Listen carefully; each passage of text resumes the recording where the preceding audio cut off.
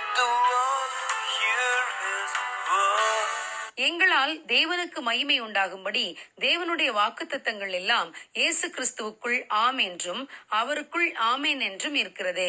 2 கொரிந்தியர் 1:20. தேவனுடைய வாக்குத்தத்தம் என்பது அவருடைய வார்த்தை. அந்த வார்த்தையை எவ்வளவேனும் சந்தேகப்படாமல் விசுவாசித்து பற்றி கொண்டால் நம் வாழ்க்கை பயணம் சுகமாய் அமையும்.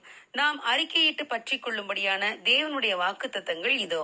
எபிரேயர் 13:5 நான் உன்னை விட்டு விலகுவதுமில்லை, உன்னை கைவிடுவதுமில்லை என்று சொல்லப்பட்ட வாக்குத்தத்தத்தை வாசிக்கிறோம்.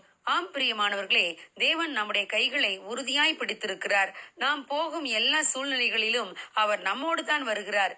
2வது ஆதியாகமம் 15:1 நீ பயப்படாதே, நான் உனக்கு கேடகமாய் இருக்கிறேன் என்று வாக்கு பண்ணி இருக்கிறார். ஆம், சத்ருவின் அம்புகள் நம்மை தாக்காதவாறு அவரே நமக்கு கேடகமாய் இருந்து பாதுகாக்கிறவர். பொல்லாத வைரஸ், கிருமிகள் மற்றும் பயங்கர வியாதிகளை தேவன் தடுப்பார். நமக்கு அவரே கேடகம். இந்த வார்த்தையை எழுத்தின்படி அப்படியே விசுவாசித்தால் நமக்கு தேவ பாதுகாப்பு நிச்சயம் உண்டு. சில சமயங்களில் நாம் நம்முடைய பலனையெல்லாம் இழந்து போனதை போல உணர்கிறோம் அல்லவா?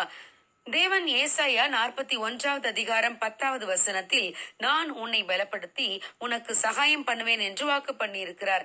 ஆகவே இந்த வசனத்தை பிடித்துக் கொள்வோம். தேவன் சொல்லியபடி நம்மை பலப்படுத்துவார். சில நேரங்களில் நாம் போகும் பாதையை அறியாமல் தடுமாறுகிறோம். ஆனால் யோவான் 10:4 சொல்லப்பட்டபடி நல்ல மேய்ப்பனாகிய இயேசு கிறிஸ்து தம்முடைய ஆடுகளாகிய நம்மை வெளியே விட்டு நமக்கு முன்னே நடந்து போகிறவர். அவர் நமக்கு முன் சென்று கோணலானவைகளை செவ்வையாக்குவார், நமக்கு பாதை காட்டுவார். நாம் பேதையராய் இருந்தாலும் திசை கெட்டு போவதில்லை. நம்முடைய எதிர்கால வாழ்க்கை நன்றாக இருக்க வேண்டும் என்று நாம் பல முயற்சிகளை செய்கிறோம். நம் பிள்ளைகளை படிக்க வைத்து அவர்களை உயர் பதவியில் வைத்துவிட்டால் அவர்கள் பிழைத்துக் கொள்வார்கள் என்று எண்ணுகிறோம். ஆனால் நமது திட்டங்கள் அநேக சமயங்களில் தோற்று போகிறது. ஆனால் தேவன் நம் பேரில் நினைத்திருக்கிற நினைவுகள் தீமைக்கல்ல, அவைகள் சமாதானத்துக்கு ஏதுவான நினைவுகள் என்று எரேமியா 29:11 கூறப்பட்டுள்ளது. ஆகவே நம் வாழ்வில் தேவ திட்டத்தை ஏற்றுக்கொள்வோம். அவை மிகவும் உயர்ந்தவை.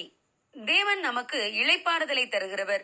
பலவித பாரங்களை சுமந்து தவிக்கும் மக்களை பார்த்து, வருத்தப்பட்டு பாரம் சுமக்கிறவர்களே, நீங்கள் எல்லாரும் என்னிடத்தில் வாருங்கள், நான் உங்களுக்கு இளைப்பாறுதல் தருவேன் என்று அவர் நம்மை அழைக்கிறார். ஒரு சிறு பிள்ளையை போல இந்த வசனத்தை நம்பி ஏற்றுக்கொண்டால் நாம் பாரம் சுமக்க அவசியமே இல்லை. அவர் நம்முடைய பாரங்களை தம்மேல் ஏற்றுக்கொண்டு நமக்கு இளைப்பாறுதலை தருவார். ஆகவே தேவன் இப்படிப்பட்ட நல்ல வாக்கு தத்தங்களை கொடுத்திருக்க நாம் சோர்ந்து போகலாமா? தேவன் தம்முடைய வாக்கு தத்தத்தில் உண்மை உள்ளவர். அவைகளை நம்பி பிடித்துக் கொண்டால் நாம் உயர்ந்த அடைக்கலத்திலே வைக்கப்படுவோம். God bless you. Have a blessed day.